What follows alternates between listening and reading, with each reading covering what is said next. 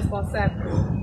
Nous, membres de la jeunesse responsable, réunis en ce jour autour du secrétaire national, compte tenu des enjeux de l'heure, considérant la gestion chaotique des affaires publiques au sein du gouvernement de la province du Congo central, après le décès du gouverneur Jacques Mbadou Sitou, en outre, la fermeture de l'Assemblée provinciale non justifiée et quasi arbitraire, l'acte de remaniement du gouverneur AI en violation flagrante de dispositions constitutionnelles.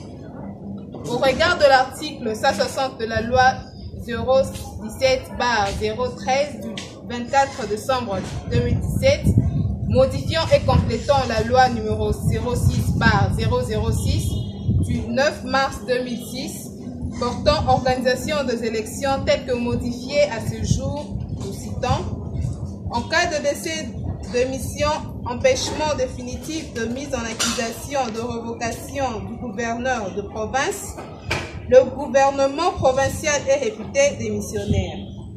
Face à cette situation, face à cette violation flagrante, nous nous réservons le droit de saisir la Cour constitutionnelle au regard de l'article 1662 alinéa 2 de la loi constitutionnelle qui dispose que toute personne peut saisir la Cour constitutionnelle pour inconstitutionnalité de tout acte législatif ou réglementaire. Fait à Kinshasa le 1er septembre 2018. Nous vous remercions.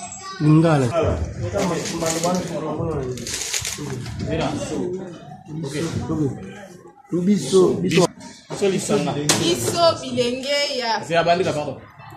ya jeunesse responsable.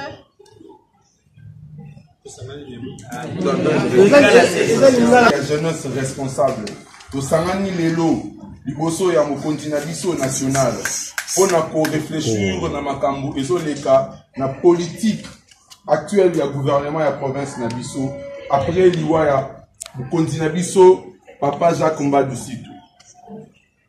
Après kokangela biso assemblée provinciale na biso sans ko justifier yango et puis na motema mabe nyonso.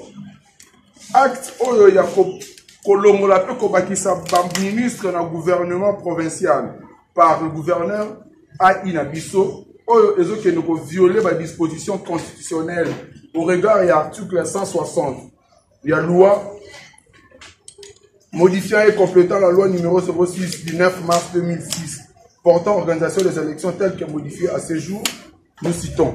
En cas de dossier, démission, empêchement définitif de mise en accusation, de révocation du gouverneur de province, le gouverneur provincial est réputé démissionnaire. Yango, face à violation flagrante Swana, biso, bilenge ya jeunesse responsable, tozozwa, initiative ya kokende, ko saisir cour constitutionnelle au regard de l'article 162 alinéa 2 ya constitution na biso, mibeko ya mboka na biso, likondi ya mibeko ya mboka na biso, oyo pesa mutu nyonso, pouvoir pe droit ya ko saisir cour constitutionnelle pour na acte nyonso ezokende na ngambu ya constitution, acte législatif ou acte réglementaire. Et ça, nous avons à Kinshasa le 1er septembre 2018.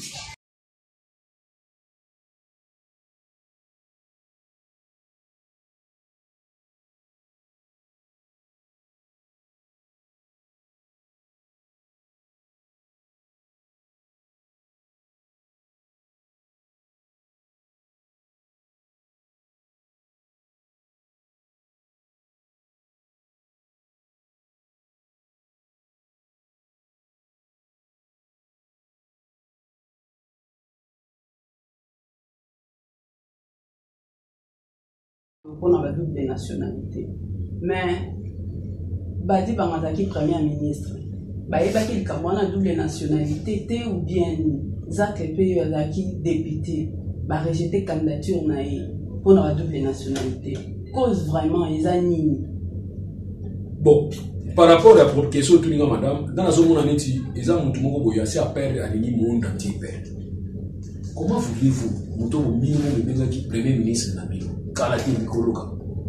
comment voudrez-vous, Mouton en 2011, vous dites comme député à l'équipe de Bazou, nous avons les locaux qui ont étranger. Ça, c'est ce que je comprends. Est-ce que ce n'est pas un dessin de créer une situation en bruit comme ça, nous sommes perdre. Dans mon réaction, moi, je suis allé à 4 mois dans le salon. De perdre les gars à Congo. Il y a une idée à double nationalité. Et puis, madame, dans le Congo, double nationalité. Dans le Congo, on a un problème, il y a défaut de nationalité. Ou soit dans le Congo, on a une usurpation d'identité. Pourquoi? Loi n'a plus ce lobby, ceux qui ont une nationalité, il y a pas à perdre où il y a dit. C'est-à-dire que vous avez la nationalité, vous avez pas. Donc, nous sommes face aux étrangers. On va dire qu'il y a beaucoup. Donc, on n'a pas l'usurpation d'identité. Pourquoi? Parce que l'identité, la nationalité, ça peut déterminer l'identité. Les lois, nous avons appelé en Congo, il y a Loulou, Douli. Tout le monde a un Kolomo comme date, peut-être les Arabes, peut-être les Anémoko. Les éléments qu'on différencie, ils sont naïfs. Ils allaient soit air de Botamaki, soit date de Botamaki, soit mois, soit année. Et même identité, n'a pas été nationalité. Au moment où Loulou Douli Mongo Aza Ghanéen, na Loulou Douli Mongo Aza Congolais. Voilà l'élément d'identification n'a pas été différencié dans Moutouana Yango. Mais si vous avez une fausse déclaration, madame, vous avez faussé. Batiaka c'est Gégir, ceux qui Gégir, tout Giraga non. Gégir authentique, ma déclaration sur la salle de Kolo. C'est un acte d'engagement. Alors, Moutoua Osala, par jus, c'est une infraction. Pourquoi la déléguer? Yo côté à Congolais, côté à Français, côté Congolais. Au yépe, on comme appelle mon continent, bon, maman, n'est-ce pas Moutoua ou en France, tu as au côté de la petite nation, dans l'équipe de DG, l'équipe de service, ma casse dans mon aéroport, l'équipe à mon yonso, Tina Seni. C'est que vous avez ça dans la plus ma casse. Voilà. Bon, maître, nous, loi où va voter à président, tu as eu le président, il y a avant un Congo, pour faire la société. Parce que loi va voter pour un président, il y a si il y a un avantage. Il y a aussi dans la population qui doit voter pour les députés ou pour ça changer. Parce que quand vous allez voter une majorité, vous allez comprendre l'exigence, c'est ça les vrais. Moi, personnellement, je n'ai pas utilité à ça rapidement. Parce que nous n'avons pas qu'un développement président Karabazate, presque contre la confiance. Statut dans Bango. Peut-être aussi Bango Baza conseillé parce que Baza dans statut. Et aussi, moi j'ai trouvé qu'ils allaient trop tôt pour ça. Mais ce que je voulais tout ça, c'est pas la négociation sur la Congolais. Quand nous avons un président, et que le président a respecté Naïm de Combo, vraiment, on a le droit qu'on félicite, qu'on vous allez sénateur à faire. Mais quand nous aurons le président, on va compliquer le tout dans le on va discussion, les belé, on peut s'aller statut à ma capacité. Voilà les gars aussi. Par rapport à la nationalité, soit au monde qui a réserve à trouble, l'instabilité en Boka. Alors moi je préfère peut-être que ça va tout examiner en bien, tout à l'heure, parce qu'il y a des intérêts, monsieur Yannick, moi, Abotami, papa français, maman belle, maman congolaise, mais moi, j'ai héritage de français, moi, j'ai investi dans mon RDC, parce que RDC, c'est mon étranger. On a vu qu'il y a un niveau attribué, puis on a un problème, moi, madame, ceux qui moutou, Aza, école Moussous, Abali, école Moussous, moi, on a des écoles libres. Moi, on a des parts et d'autres, on a des chauves-souris. Aïe pas Bampouko, ici, aux Andes. Aïe pas Badébabi aux Ampouko. Ils ont fait ça bien, papa. Or, nous, les Congos, nous avons ratifié Convention sur la patrie, en 54 et en 61. Donc, ils allaient pour le tout bon, ça va loin, on a vu ça comme ça. Donc, créer, Yunga Nati. Ils ont mal à. Donc, voilà, les Camerounais, ce n'est pas là-bas. Tu vois, les Kalobi. On va avoir la chance pour les Kalobi. Bon, ça va loin, nous, soit les Européens, ça va controverse. Nous, tout ici, ils ont mal à. Oui, maître Lolo, tenez-vous vraiment que les amis pour les canacats, il y a un scénario. Ici, quand il faut déjà que nous et là, il y a la province d'ambition en politique à deux poids de mesures. On veut respecter la loi électorale, aspect moussous, mais nous devons respecter la loi électorale, la disposition de l'Union sociale. Article 160, il y a la loi 017, il y a décembre 2017.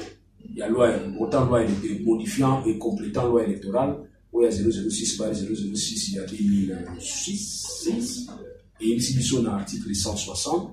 Ce qui gouverneur a confié, tout gouverneur a démissionné, tout gouverneur va l'homolier, va révoquer, tout gouverneur va fouiller dans le dossier pour de cassation, balobi que gouvernement na yé ekweyi, c'est-à-dire comme démissionnaire. Mais dans le cas de biso, gouverneur a koufi, on dit que ça va gymnastique juridique, na juridisme, pour justifier nos boyeux à la raté. C'est ainsi que ça recours dans l'article 162, la constitution a dit sur le biquet, oyo nyonso azana makasi ya ko saisir mutu nyonso congolais so azana makasi droit ya ko saisir cour constitutionnelle pour na ko contester inconstitutionnalité ya ba acte législatif to réglementaire. Tout au tel l'article 64 alinéa 1 le congolais nyonso azana droit ko telemela batu to mutu moko o ali ko so pouvoir na malamu kuna pesa pouvoir. Donc pesa pouvoir et pas ya ba gymnastique wana. Voilà comme pour le biquet zo na Congo central depuis sa mission makasi. Merci, maître. Merci.